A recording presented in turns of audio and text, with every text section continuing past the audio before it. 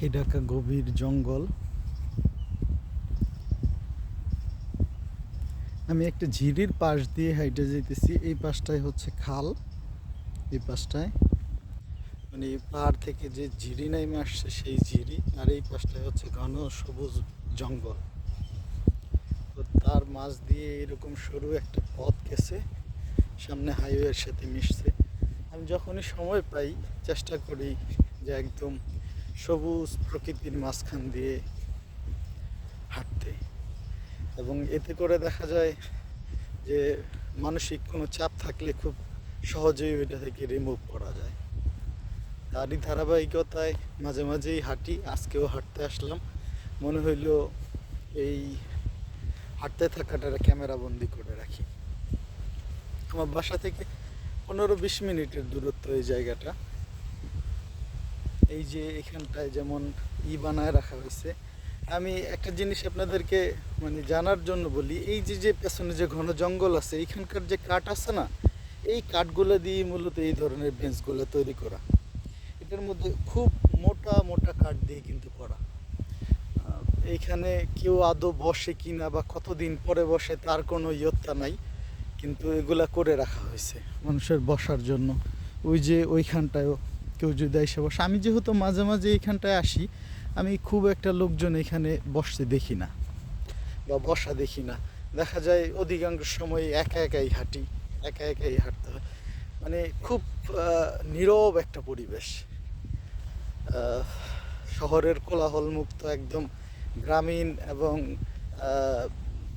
কি বলে এটারে, এইরকম শুনশান একটা পরিবেশ খুব অন্যরকম একটা প্রশান্তি দেয়।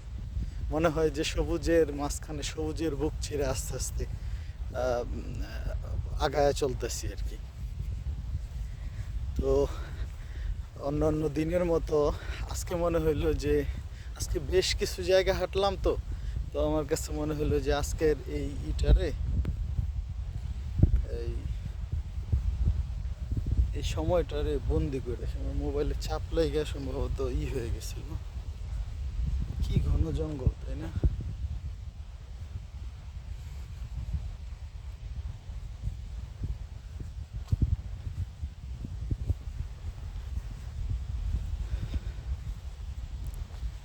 এটা যদি এই দেশ ছাড়া যদি অন্য কোনো দেশ হইতো, ভয়ে গা ছমছম করতো যে এই বুঝি কোনো সমস্যা হইতে পারে, কেউই করতে পারে। কিন্তু এখান দিয়ে হাঁটতে মোটেও ভয় লাগে না, আর এরকম কোনো কিছু হওয়ার সম্ভাবনা 99.99% নাই।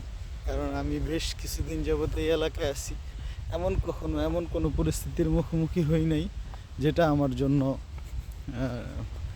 মানে ঠিক না, বা একজন নাগরিক হিসাবে আমার অধিকার কোনো জায়গায় কেউ অন্য কারো দ্বারা ক্ষুণ্ণ হইতেছে, এমন কখনো হয় নাই, হবে এরকম আশাও রাখি না।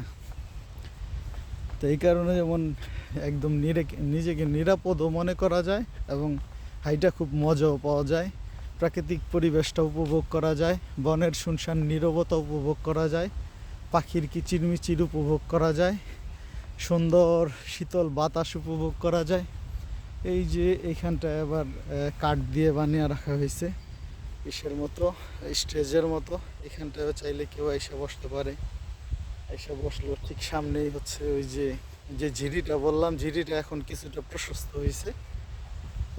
আর এই পাশটায় হচ্ছে একদম ঘন কালো জঙ্গল, সবুজ জঙ্গল। আর এইখানটায় হচ্ছে আইসা ঝিরিটা প্রশস্ত হয়ে একটা লেকের আকার ধারণ করছে। ওই আরো দূরে যত দূর যাইব ওই জায়গাটা আরো বেশি।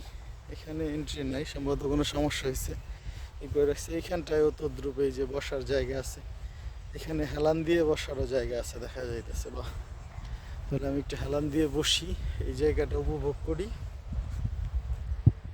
ঠিক আছে, ভালো থাকবেন সবাই, আল্লাহ হাফেজ।